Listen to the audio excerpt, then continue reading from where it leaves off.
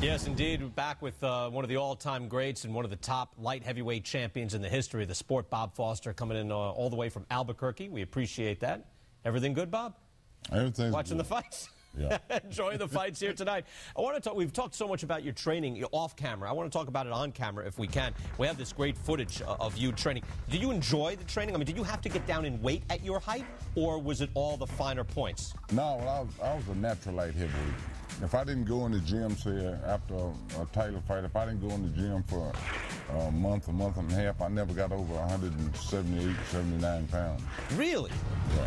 What do you weigh? I could eat anything. Really? Yeah. What do you weigh right now?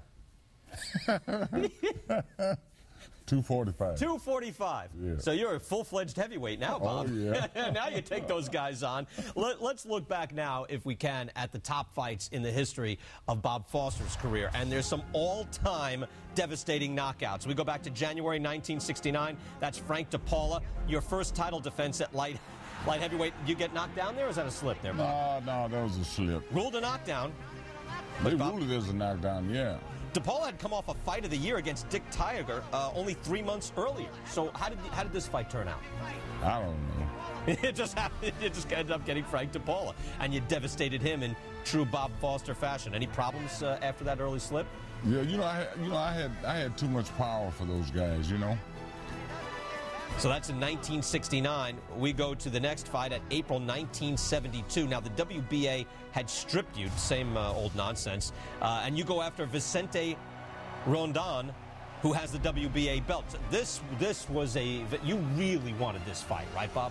Yes. What did you say? How did you get this fight? I wanted to destroy him, you know. I mean, I really wanted to hurt him. You had a good stare down with him, right? Yeah. How did that turn out? Who was that? The stare down. What was that like with Rondon? You said you looked at him and you saw him shaking. Yeah, well, sometimes I just hate people, you know what I mean?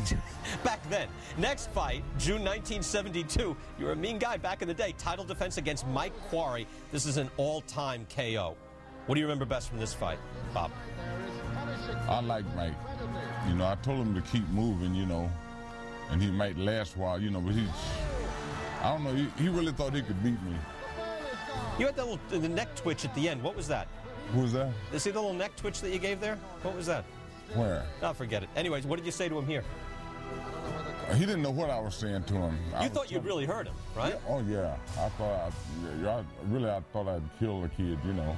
Unfortunately, he got back up. The #1 fight, this is against Dick Tiger, former middleweight champion. He had beaten Jose Torres for the light heavyweight title. He had wins over Joey Giardello. It split 4 fights with him. Gene Fulmer, Reuben Hurricane Carter.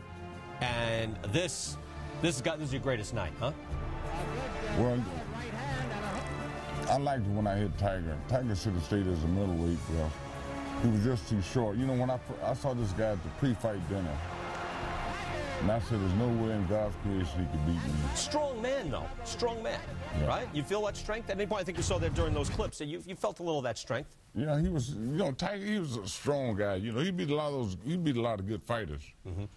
You know, but he just wasn't big enough. The missing tape that we have here, that if you notice, if you're keeping track, that was 4. We normally have a top 5. It was the 1972 Ring Magazine Fight of the Year. We don't have the clips or the access to the clips there, but that was against Chris Finnegan in London, England. And that was a rigorous fight. That's a fight of the year for that year. How tough was that fight? That went 14 rounds.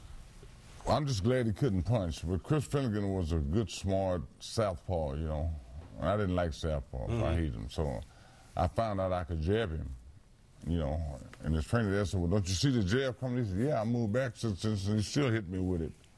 Well, I figured if I can hit it with a jab, then I got it made then, until I got a chance to knock him out, you know. You were in London, so you go to his home turf. How concerned were you about getting a decision there? Right. They called me the gentleman of the ring in London. Mm-hmm. You know, they liked me over They took to you there. That's good. Oh, yeah. That's good. But you thought, I mean, in your corner, were you told that you've got to knock this guy out? Did you think that, did someone in your corner think that you would be behind on the cards? Well, he knew I wasn't behind, but, you know, he just told me that in order for me to go down and knock this kid out. A little motivation. Yeah. In the corner that way. Right. You know, it's interesting because you go to London earlier in your career. You were in Peru, so you made a lot of international trips through your career.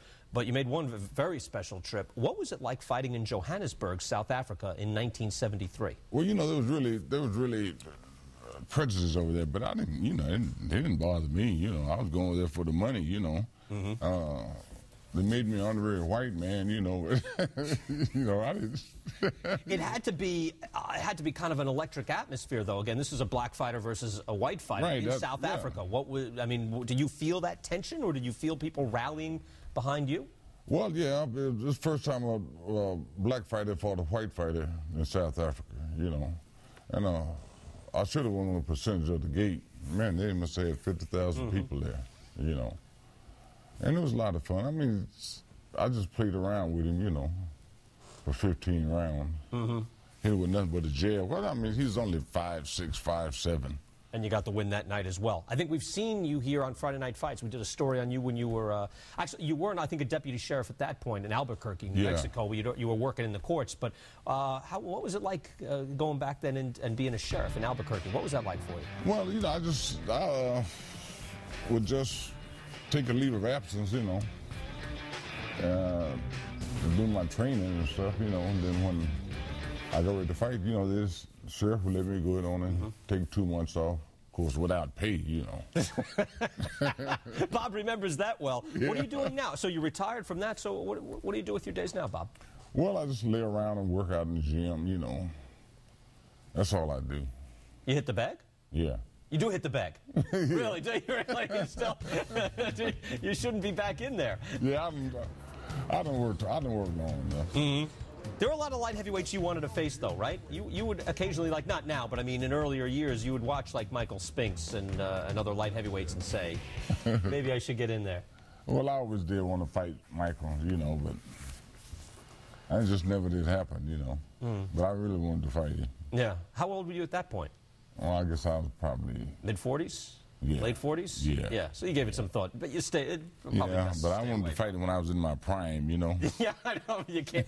Doesn't work that way, though. Exactly. Bob Foster with us tonight. Later, we're going to talk Evander Holyfield and get Bob's perspective on staying in the fight game. Evander Holyfield fights this weekend at the age of 44. Let's go back to Staten Island. Joe?